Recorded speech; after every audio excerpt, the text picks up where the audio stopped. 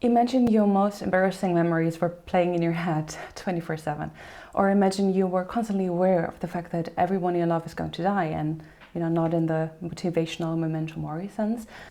Life would be unbearable. But luckily, just like our bodily immune system fights off intruding pathogens, we also have a psychological system that unconsciously fights off intruding emotions, fears, memories, thoughts. And this system, these processes, are called defense mechanisms. Defense mechanisms are mechanisms we use to distort reality, ourselves, or others to make things more bearable.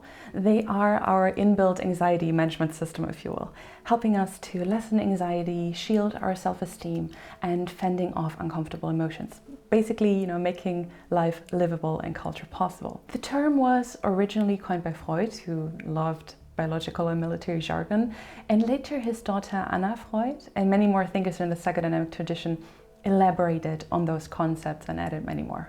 So the first thing I want you to note is that defense mechanisms are unconscious but motivated processes. We employ them to protect ourselves from things that feel threatening. It's not random. Therefore, they are important. They serve a function and are not just something to get rid of. But while they are certainly useful to keep us functioning in our everyday life, defense mechanisms can get in the way of us thriving in our life. They can become a problem themselves, especially if they are rigid or mostly primary or immature defenses, and you'll know by the end of the video exactly what that means. Because defense mechanisms use distortions, they always involve some form of self-deception. We each have our own understanding of what uncomfortable things we'd rather not know or be true about ourselves, but it's often precisely those uncomfortable truths, emotions, or needs we need to face the most. And I mean, in psychotherapy, that's really obvious that needs to be addressed. But also if, in general, you're interested in personal development, self-improvement, any change you want to make will bring up anxiety. And what did we learn? Yes, defense mechanisms likely become active to fend off this anxiety, trying to keep you safe, but also keeping you stuck. Therefore, understanding what defense mechanisms are, which one you use, and most importantly, why you use them, what are they supposed to protect you from, opens up the possibility for more self-awareness. That is the basic building block for any sort of personal development or self-improvement. And by the way, hi, if we haven't met yet, my name is Alina, I'm a German psychologist, and if you want to learn more about me or discover resources on how to use psychodynamic concepts such as defense mechanisms for personal development, check out the links in the description box. Technically, there is an infinite possibility of what to use internally and unconsciously to defend against something else. We humans are very creative. Basically, any cognitive, psychological distortion can become a defense mechanism. Multiple emotions can be used to defend against another. Feeling superior can defend against feeling inferior. Anger can defend against helplessness. Suppressing anger, on the other hand, can defend against the fear of losing love. And there's not really any internationally agreed upon full collection systemization of defense mechanisms.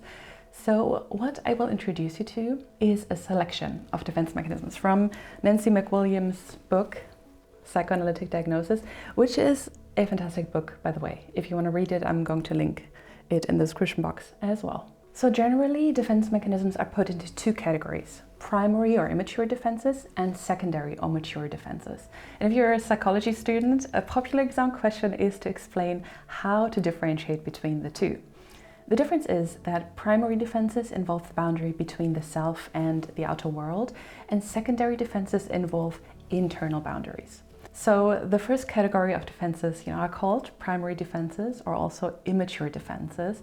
And that is, as I said, because these defenses involve the boundary between the self and the outer world.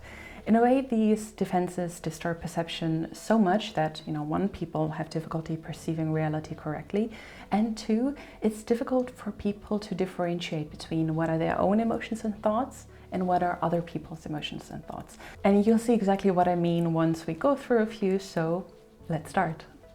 Denial is a defense mechanism that we're all capable of, especially when facing catastrophic news. This can be a powerful protection against overwhelming things coming our way, and also it can prevent people from working through very unpleasant life events. I'm sure you have a person or two in your family or group of acquaintances that whenever you ask them how they are doing, they always say, fine. And this protects them from feeling everything that comes with whatever they currently deny. But it also robs them of the chance to work through or change what needs to be changed. Feeling that we have control over what happens in our life can be important to feel a sense of self-efficacy and competence. It's not hard to imagine how the defense mechanism of omnipotent control protects against anxiety and shields our self-esteem. However, the high that some people get from, predicting a lucky outcome or getting their way can also turn into manipulation of others and power-hungry, reckless behavior, in extreme cases taking on psychopathic traits. When we talk about omnipotent control as a defense mechanism, we can tie that nicely to the American dream and, conflict of guilt. American culture in particular has a feeling of omnipotence to it. The sense that, anything is possible, you can become anything you want. If ultimately this, nice but unrealistic fantasy meets the reality of not making it, managing the guilt that comes with it can be very tricky. That's when you see either people retreating into their own chamber of guilt and shame, convinced that they are losers, terrible people for not making it, or they find scapegoats that protects the sense of omnipotent control.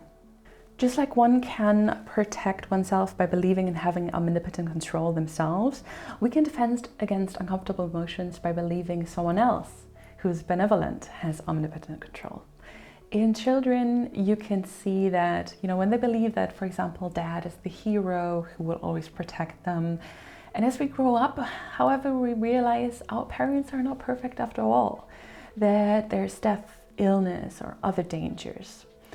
And still, idealizing others is something we all do, especially when we depend on someone, or it's a new crush, a new form of treatment we rely on, a politician that we think, is capable of finally making it all better.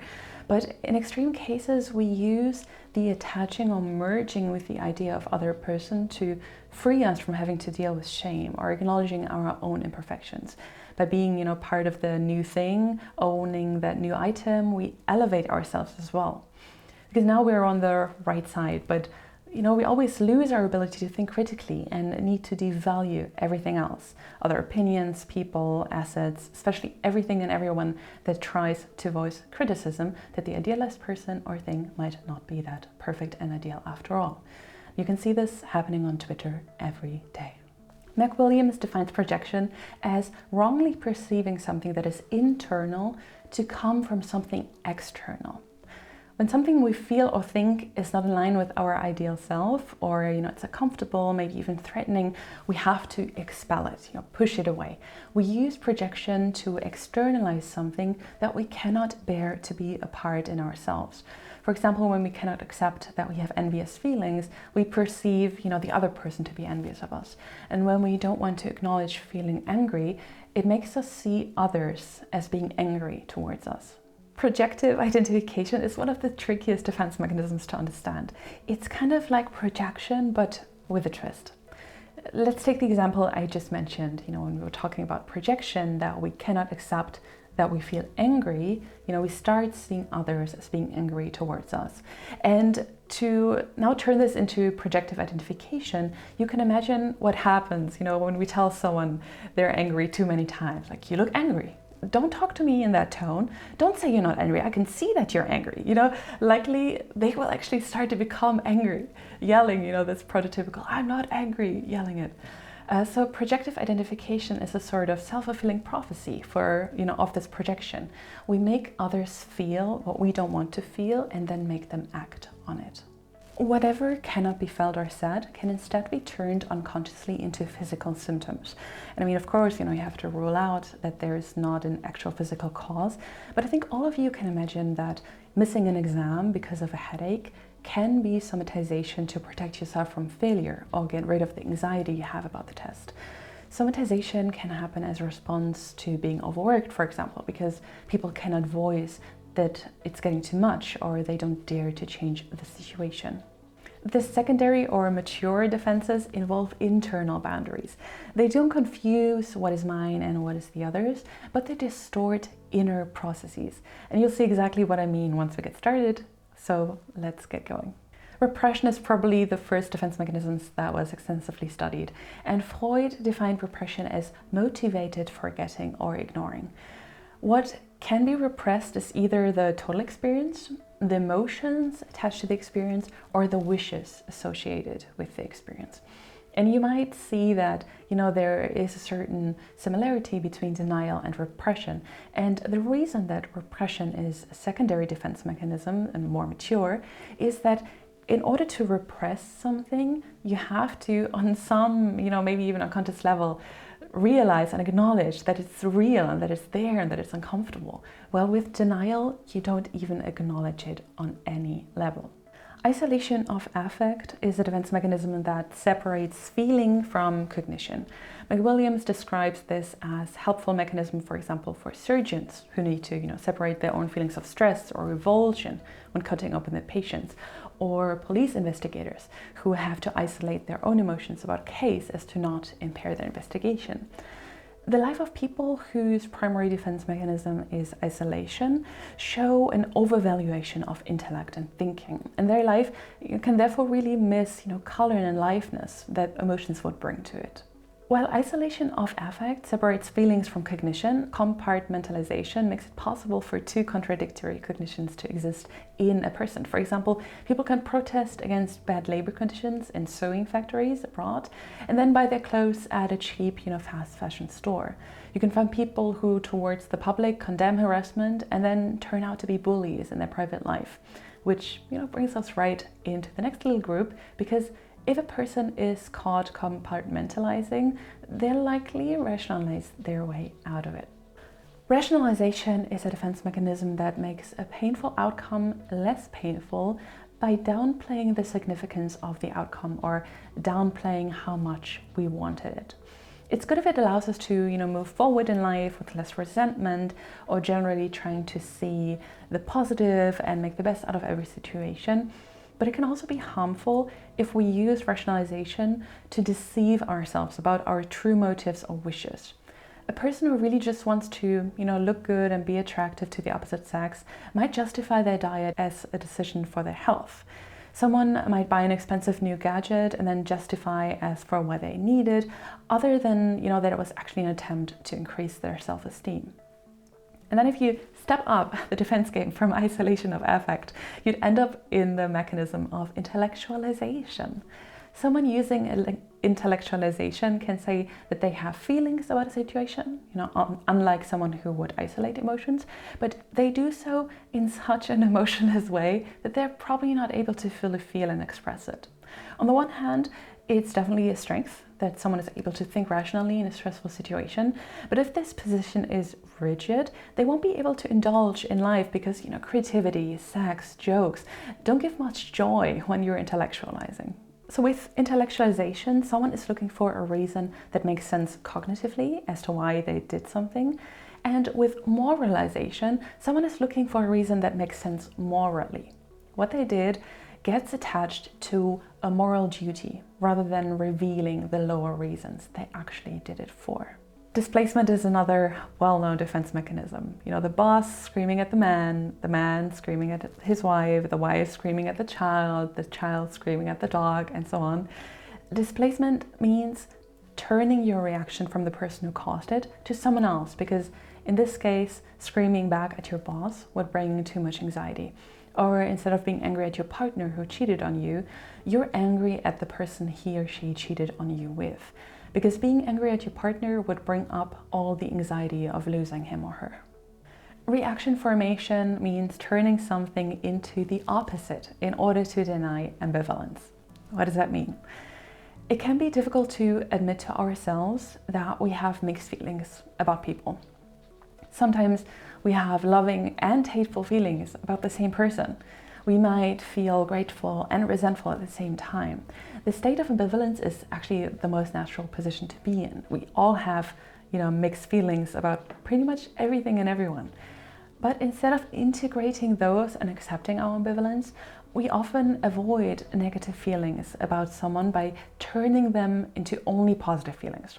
So one colleague might be envious of the other because of a promotion, but then give them an overly gracious speech where it's all about how happy they are for them. Sublimation is considered the Ferrari of defense mechanisms. And here I'm just going to give the word to Nancy Williams because she puts it so perfectly. Sublimation was the label Freud originally gave to the expression of biologically based impulses, which to him included urges to suck, bite, mess, fight, copulate, look at others and be looked at by them, inflict injury, endure pain, protect the young, etc., in a socially valuable form. For example, Freud would have said that a periodontist may be sublimating sadism, a performing artist exhibitionism, a lawyer the wish to kill one's enemies. Instinctual strivings, according to him, become influenced by the circumstances of one's individual childhood. Certain drives or conflicts take on special salience and may be creatively directed into useful activities.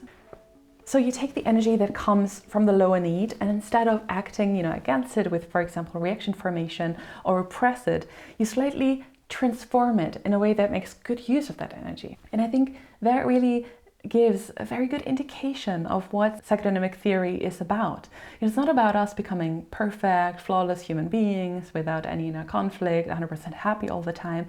It's about being self-aware enough that we understand our lower drives, our conflicts, selfish needs, and see how we can turn them into something or express them in a way that's a little more useful. That way, given that we're still flawed, still have unmet needs and inner conflict, we can at least keep those unconscious processes from directing our life. We can take back agency and responsibility and increase our own life quality, relationships with others, and the relationships with ourselves. Thank you so much for your attention, and I'm very much looking forward to seeing you next time. Bye bye.